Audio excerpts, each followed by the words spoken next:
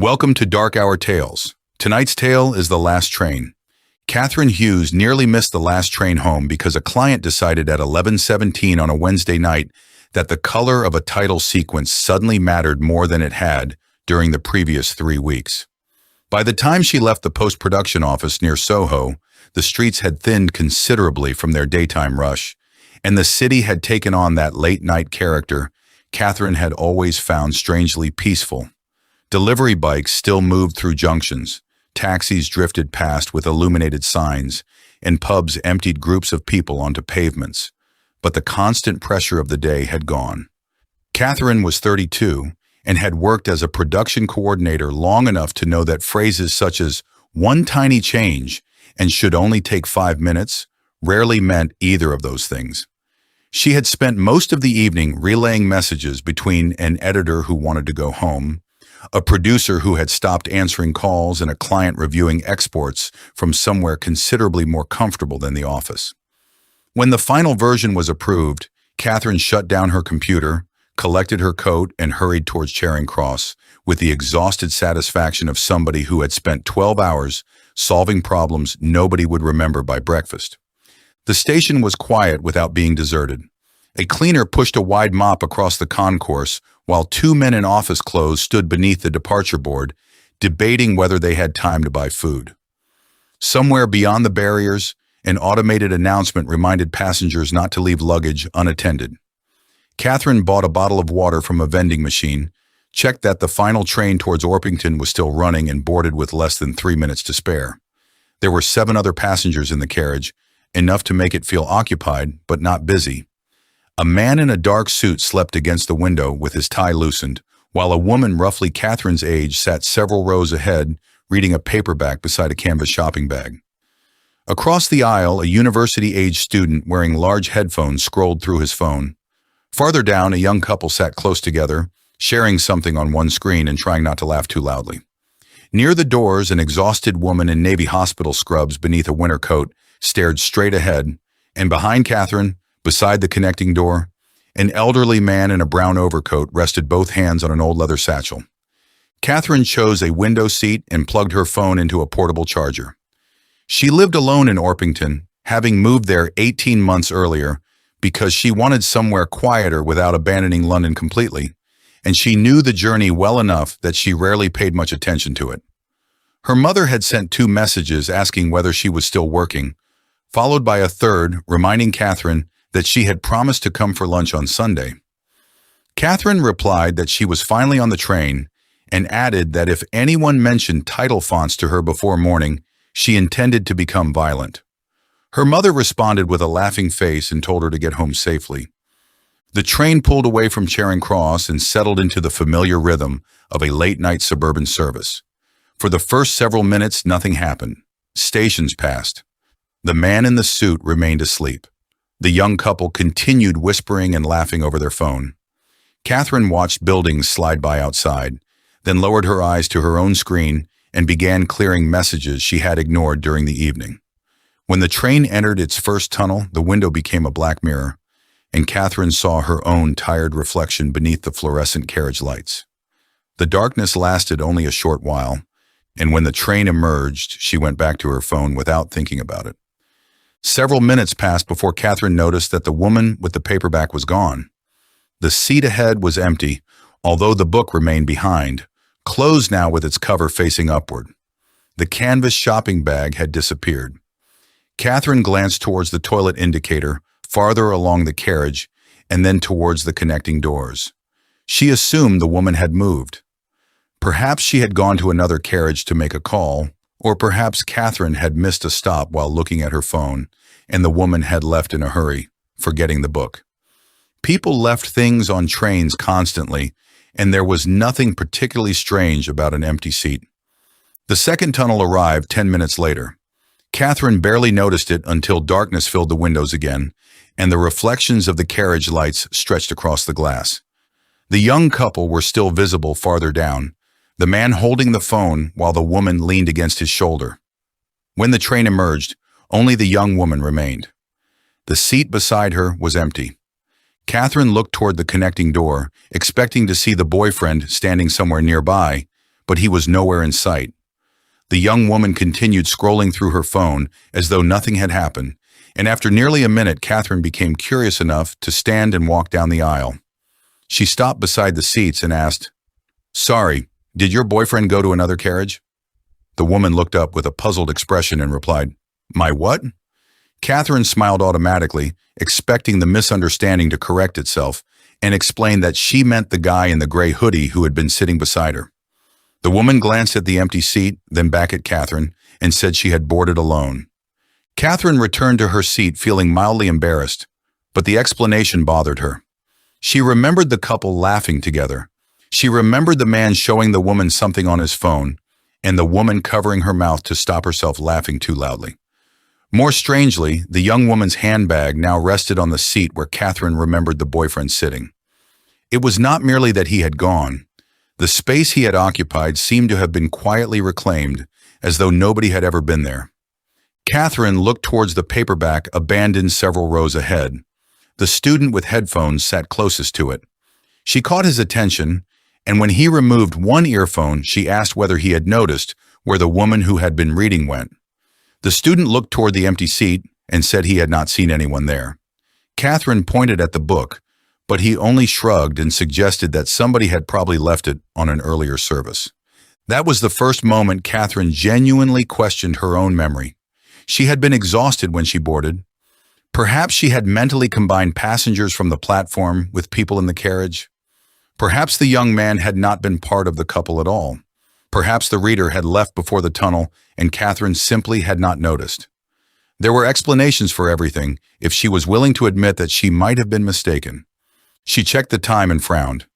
They should already have been considerably closer to Orpington. The journey had gone on longer than expected, yet the train was still moving at a steady pace. Catherine opened the rail app, but the live journey page refused to update.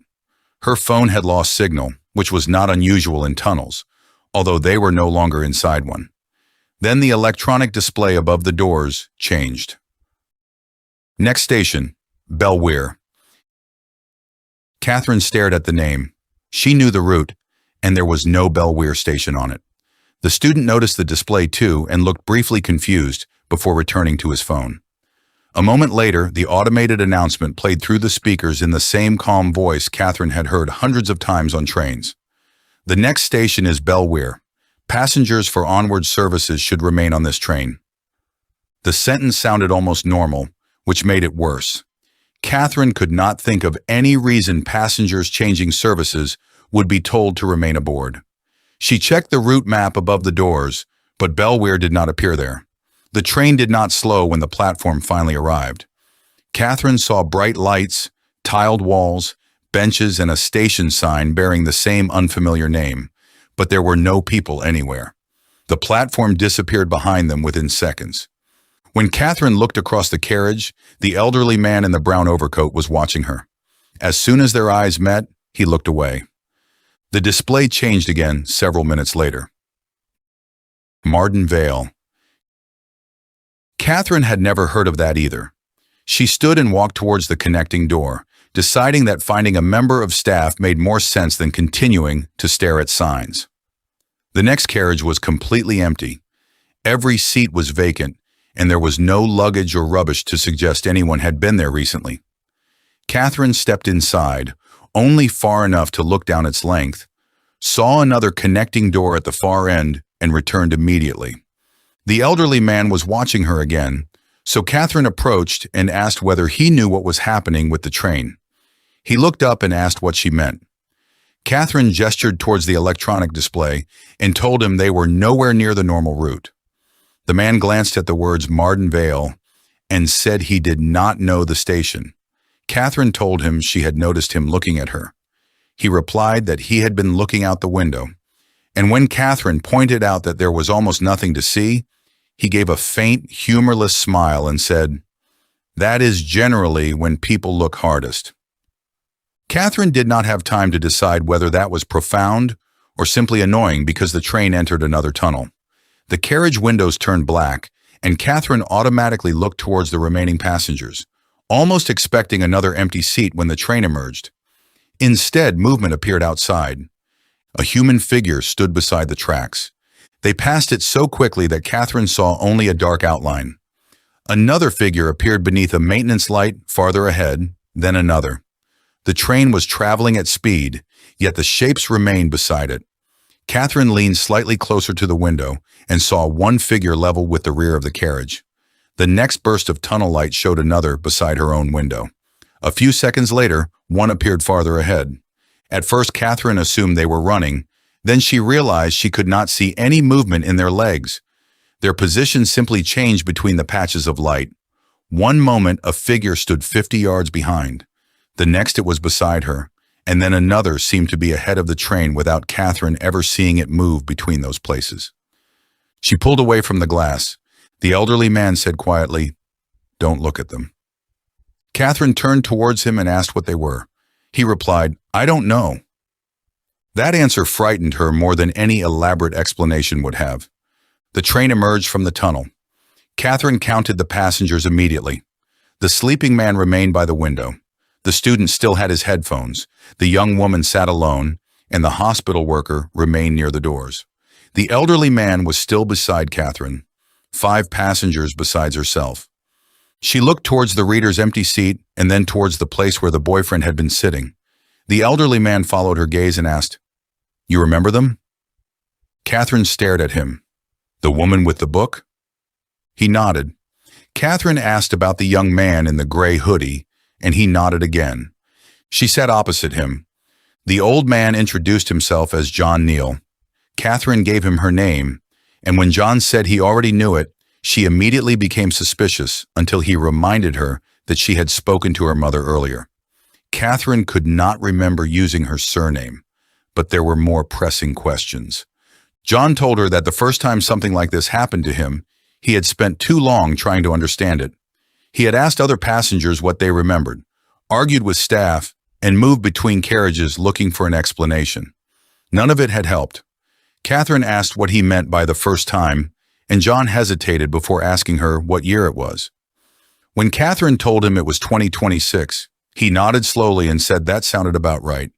Catherine asked how long he had been on the train. John explained that he first encountered the journey in 1989 when he had been 29 years old. He had been traveling home with his wife, Margaret. The train had been different then, as had the route, but the pattern had been the same. Passengers disappeared after tunnels, and almost everyone immediately forgot that those people had ever been aboard. Catherine asked whether John had been trapped on the train ever since. He shook his head and explained that he had returned to ordinary life after the first journey, only to encounter the phenomenon again years later. It had happened 5 times in total. Sometimes he boarded a late train, sometimes an ordinary afternoon service. Sooner or later, somebody vanished, and the journey began to change. "What happened to your wife?" Catherine asked. John looked down at the leather satchel. "She disappeared." He removed an old photograph and handed it to her. It showed a much younger John standing beside a seaside railing with one arm raised awkwardly around empty space. John explained that Margaret had been standing beside him when the photograph was taken. She had her arm around his waist, and he had his around her shoulders. After she vanished from the train, the photograph changed. Catherine studied the empty space. "What about her family?" They didn't remember her. Margaret had 2 sisters. Afterwards, everyone remembered there being one. Marriage records? John shook his head. There was no marriage certificate, no employment record, no photographs containing Margaret, nothing that proved she had ever existed. Catherine handed the picture back and asked why he kept it. John said, "I don't need it to remember her. I keep it because the empty space proves something was taken." The carriage lights flickered. John's expression changed immediately. He looked toward the darkening window and told Catherine that when the next tunnel came, she needed to close her eyes and behave as though she were asleep. Catherine asked why, and John admitted he did not know exactly. He had learned only that passengers who reacted to what moved through the carriage seemed more likely to disappear. The tunnel swallowed the train. Catherine closed her eyes. At first, there was only the normal sound of wheels against track. Then the connecting door opened. Footsteps entered the carriage. They sounded like ordinary shoes. The steps moved slowly along the aisle, stopped somewhere ahead, and remained still for several seconds. Then a voice whispered a name. Daniel? Catherine recognized the student's voice when he answered sleepily. Yeah. Silence followed. The footsteps resumed and moved towards Catherine, passed her without stopping, and continued toward the far door. A moment later, the connecting door opened again. When the train emerged from the tunnel, Catherine opened her eyes. Daniel's seat was empty. His headphones were gone. His phone was gone. There was no trace that he had been there. The hospital worker glanced at the empty row without interest. The young woman continued looking at her phone. Catherine turned to John and asked what had happened to Daniel. John told her he did not know. When she demanded to know where the missing passengers went, John said that if he had ever discovered that, he would probably not still be taking trains. Catherine asked why they could remember when everyone else forgot. John had no answer. He had spent 37 years thinking about it and had never found one. He suspected that remembering made them easier for whatever moved through the tunnels to notice. That was why he had pretended not to remember the missing passengers when Catherine first approached him. He had been hoping to appear like everyone else. The idea made Catherine uncomfortable in a new way. The other passengers were not simply oblivious. Their ignorance might be protecting them. Marden Vale appeared outside without the train stopping. The platform was longer than Belware and carried signs advertising connections to places Catherine had never heard of, yet there seemed to be no additional tracks. The whole station had been constructed for journeys that did not exist. Catherine's phone still showed no signal. The clock displayed 11:58 p.m. and did not change no matter how long she watched it. The next tunnel came sooner than she expected. Catherine closed her eyes before John told her to. The connecting door opened again, followed by the same steady footsteps. This time they stopped beside Catherine. Nothing happened for several seconds. Then Catherine heard her mother's voice. Catherine? Every muscle in her body tightened. Her mother could not possibly be there. The voice continued gently. Kath, love, wake up. Catherine remained motionless. The imitation was exact. There was no strange distortion or unnatural tone. It sounded like her mother standing beside the seat. After another pause, the voice changed. It became Catherine's own. I know you're awake. Her breath almost caught. John's hand reached across the space between the seats and squeezed hers once. Catherine kept her eyes closed. The footsteps remained beside her for several seconds longer before slowly moving away. When the train emerged from the tunnel, the hospital worker was gone. Only Catherine, John, the sleeping businessman, and the young woman remained. Catherine moved into the seat beside John. She asked him about Margaret, not because it solved anything, but because the thought of a person disappearing so completely disturbed her, more than the unknown thing moving through the tunnels. John told her Margaret had loved crime novels and could not walk past a bookshop without entering. She was a terrible cook, hated coriander, and disliked trains even before the night she disappeared. Catherine asked how they met, and John said it had been at a friend's birthday party where Margaret had told someone within earshot that John seemed boring. They married 2 years later. What happened in the tunnel? Catherine asked. John explained that Margaret heard her younger sister calling from another carriage. He tried to stop her answering, but Margaret was convinced the voice was real. When the lights came back, she was gone.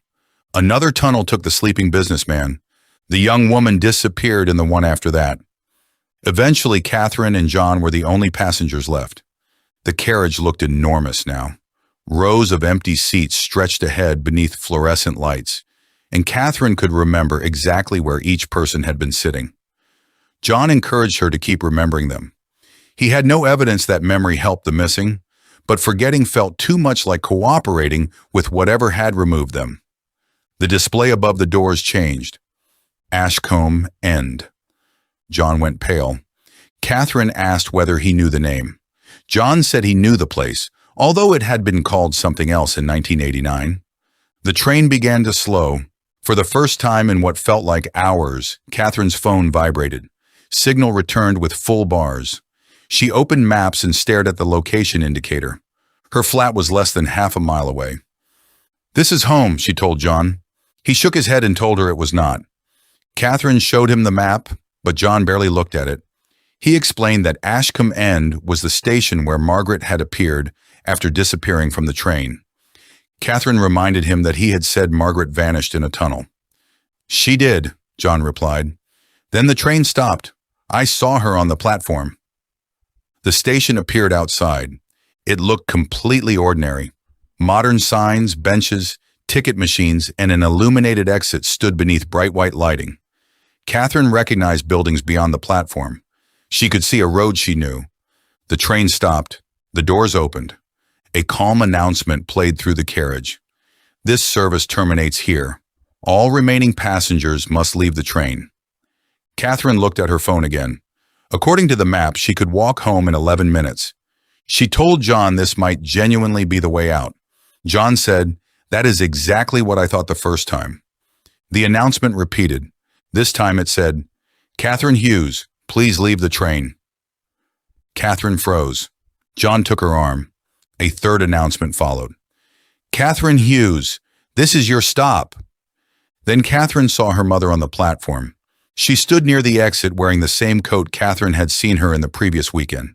She noticed the train and waved, looking confused at first and then worried. Catherine stood automatically. John pulled her back down and told her that the woman outside was not her mother. Catherine said she looked exactly like her. John replied that he knew. Her mother walked closer to the open doors and called Catherine's name. Catherine took one step towards the aisle before John stopped her again. Then somebody farther down the platform said, "John?" He went completely still. A woman stood beneath the Ashcombe End sign. She looked around 30 years old with dark hair and a blue coat. John whispered Margaret's name. Catherine turned towards him. The woman smiled and walked closer. John released Catherine's arm. Catherine immediately realized what was happening and stepped in front of him. She reminded him that he had spent the entire journey warning her not to leave the train and had specifically said the station was not real. John told her he knew. Margaret stopped several yards from the open doors and said something too quietly for Catherine to understand. John's face changed. Catherine asked what she had said. John explained that the words were the same thing Margaret had whispered to him on the morning of their wedding. "That doesn't mean it's her," Catherine said. John agreed. He knew that better than anyone. That was what made the decision written across his face so painful. He opened the leather satchel and gave Catherine the photograph. Then he asked her to remember Margaret Neal. He told Catherine that Margaret was 29 when she disappeared, that she loved crime novels and hated coriander, that she was a terrible cook and had once believed John was the most boring man she had ever met. Catherine told him not to go. John smiled faintly and said, "I have spent 37 years remembering someone the rest of the world says never existed. If that isn't her, then I know exactly what I'm risking. If it is her, I'm not leaving her here again." Catherine had no answer that could compete with 37 years. Margaret held out her hand. John stepped onto the platform. Catherine followed only as far as the threshold. John crossed towards Margaret, and the young woman took his hand. The doors closed between them. Catherine pressed one palm against the glass. John looked back. He did not appear frightened. The train moved. Ashcombe End slid away. Within seconds, the carriage entered another tunnel. Catherine was alone. The announcement returned and told her to prepare to leave the service. She ignored it, lay across two seats, and closed her eyes. The connecting door opened. Footsteps entered. They stopped beside her. John's voice spoke softly. "Catherine, it's all right. I found a way out." She remained still. He told her Margaret was really there and that the platform was safe. Catherine did not move. Then a woman's voice spoke beside her. "Please remember me." Margaret. Catherine had heard her only briefly at Ashcombe End, yet the voice was unmistakable. Tears gathered at the corners of Catherine's eyes, but she kept them closed. The footsteps remained beside her for what felt like several minutes. Eventually they moved away. The connecting door closed. The train emerged from the tunnel. Catherine opened her eyes. The display above the doors read Orpington.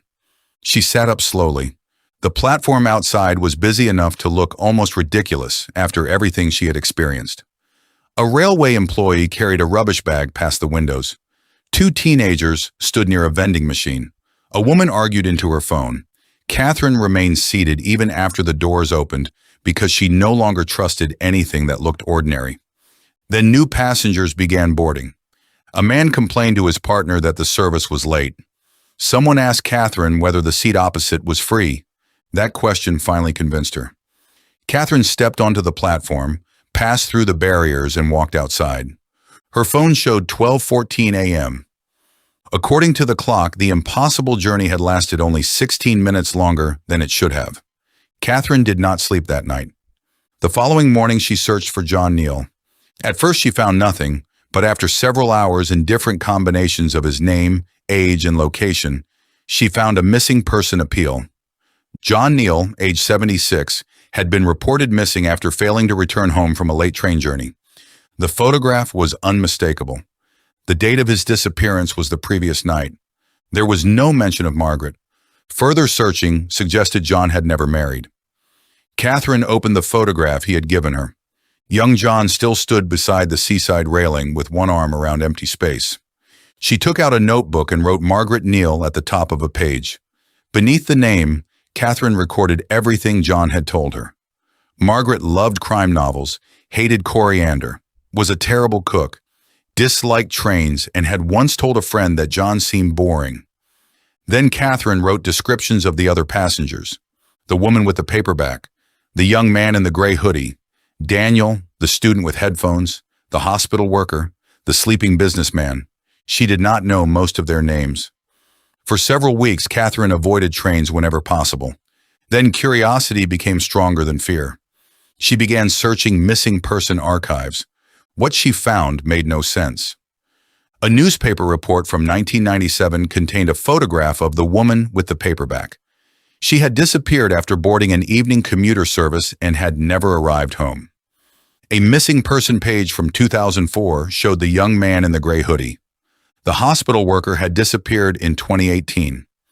Daniel had been reported missing 3 years before Catherine ever met him. Catherine checked every date repeatedly. Those people had not boarded the last train together, not in the same year. Whatever Catherine had traveled on that night had somehow collected passengers from different journeys and different points in time, placing them inside the same carriage until each was taken. There was still no explanation for why Catherine could remember them when everyone else forgot. She added the dates to her notebook. 3 months later, Catherine was standing on a platform at London Bridge in the middle of the afternoon. She had resisted rail travel for as long as practical, but eventually taxis and buses became an expensive way to organize a life around fear. An ordinary routine began forcing its way back into the space the last train had occupied. A fast service approached the station. It was not scheduled to stop. Catherine stepped back from the platform edge as the train passed. Carriage after carriage blurred by. Then something made her turn her head. For less than 2 seconds, Catherine saw through one illuminated window. John Neal sat beside the glass. Margaret sat next to him. She was young, exactly as Catherine had seen her at Ashcommand. John looked directly at Catherine. He raised one hand. Catherine raised hers. Then the carriage was gone. The train disappeared into the distance. Catherine remained on the platform long after it had passed. She did not know whether John was trapped. She did not know whether Margaret had truly been restored to him or whether the train had simply found a gentler way to keep him.